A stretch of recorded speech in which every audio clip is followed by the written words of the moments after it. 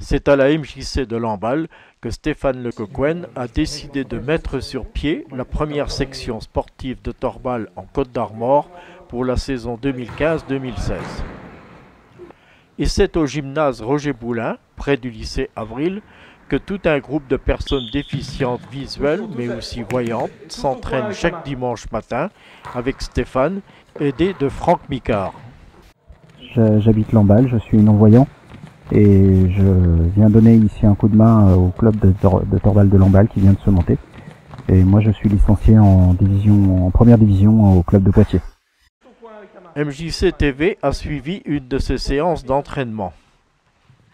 Et comme il n'y a pas de terrain spécialement aménagé pour ce sport, il faut commencer par le traçage au sol et la mise en place des différents accessoires, tout cela réalisé par les joueurs eux-mêmes, ce qui demande tout de même un peu de temps. Oui, au moins une demi-heure, voire 45 minutes. On essaye d'améliorer le temps d'installation et de désinstallation, parce que comme il y a au moins, moi c'est plutôt 3/4 d'heure avant, il y a aussi le temps de désinstallation de 3/4 d'heure après. Et là vous voyez, je suis en train de mesurer la hauteur des ficelles qui est au niveau réglementaire pour que le ballon puisse passer. Le but c'est que le ballon passe en dessous de la ficelle. La ficelle doit être à 40 cm du sol. Dans un premier temps, c'est aussi pédagogique pour mes joueurs et mes joueuses de pouvoir installer eux-mêmes le terrain et de pouvoir maîtriser et mémoriser les mesures.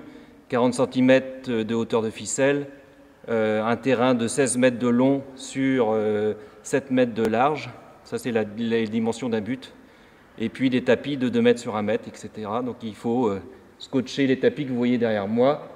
Donc vous voyez qu'aussi le matériel est artisanal, puisque pour l'instant le club n'a pas de fonds.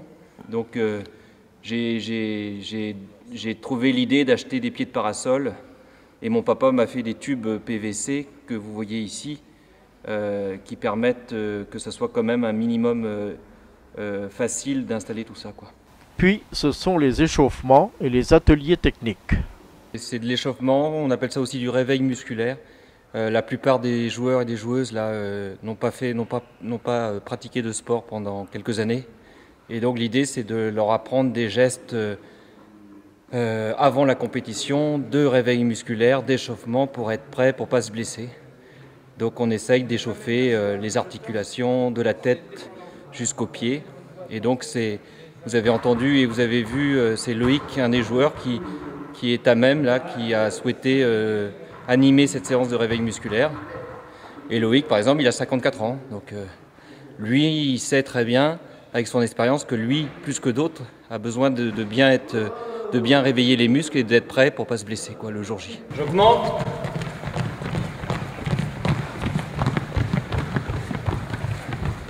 Donc après, vous allez voir des ateliers techniques avec le ballon. Et puis après, il y aura des matchs, donc une équipe contre l'autre, en condition de match. Donne à tes ailiers, Loïc. Les grands pas. Vas-y. Voilà, 5. Voilà. Boum, tac, 8.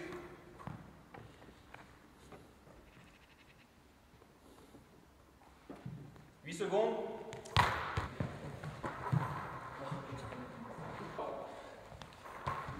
Une matinée dominicale bien occupée qui se termine par des matchs très amicaux pour l'instant, en attendant les compétitions. Ils vont vivre leur première compétition le samedi 14 novembre à Laval, au tournoi du Grand Ouest, où il y aura des équipes comme Rennes, comme Laval, comme peut-être Brest et Poitiers, etc., etc. Des matinées d'entraînement bien vécues par Alimati et Alison. Moi, vu que j'étais au centre à la Villeneuve-Saint-Odile, des fois on faisait ce sport et depuis j'aimais bien en fait le pratiquer, mais sauf que ça se faisait que en dehors du département et c'était que équipe masculine. Oui, je suis très heureuse parce que il faut montrer aussi que quand on a un handicap, on peut aussi faire beaucoup de choses malgré tout. J'avais déjà fait du torbal avant à Clermont-Ferrand, plus jeune, et du coup j'avais juste envie de redécouvrir le sport. Et puis j'aime bien ça. Ça nous apporte la confiance, l'écoute envers les autres. Et la confiance envers les autres aussi, je veux dire, pour avoir confiance aux autres. C'est le seul sport pratiquement que vous pouvez réaliser. Non, je fais de la danse aussi, hip-hop. Ce projet d'une section sportive de Torbal dans les Côtes-d'Armor et à Lamballe, bien qu'intitulé du sport sans y voir, veut aussi ouvrir ce sport aux personnes voyantes afin qu'elles développent de nouvelles compétences et qu'elles découvrent autrement les personnes en situation de handicap.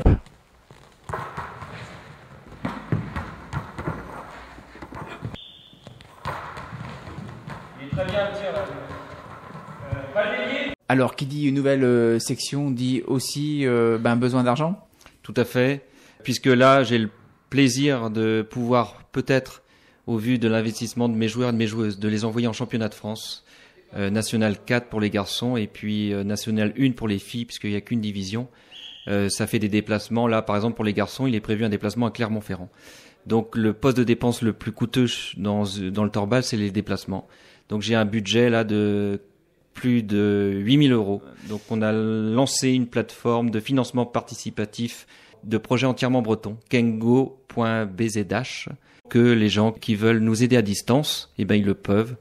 Et il suffit de me contacter ou de répondre à cet appel à dons.